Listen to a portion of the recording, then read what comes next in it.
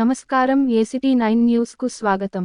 గుజరాత్ పర్యటనలో ఉన్న ప్రధాని మోదీ సముద్రంలో మునిగిపోయిన ద్వారకా నగరానికి వెళ్లి సాహసమే చేశారు. ఇండియన్ నేవీ సహాయంతో ఆక్సిజన్ సిలిండర్లు ధరించి సముద్రంలో అట్టడుగుకు చేరుకుని శ్రీకృష్ణుడికి ప్రార్థనలు చేశారు. ప్రార్థనా స్థలంలో మోదీ ధ్యానం చేస్తూ నెమలి ఈకలను ఉంచి నమస్కరించారు. ఈ చర్యతో ద్వారకా టూరిజం మరింత పెరుగుతుందని అధికారులు, స్థానిక ప్రజలు కోరుకుంటున్నారు.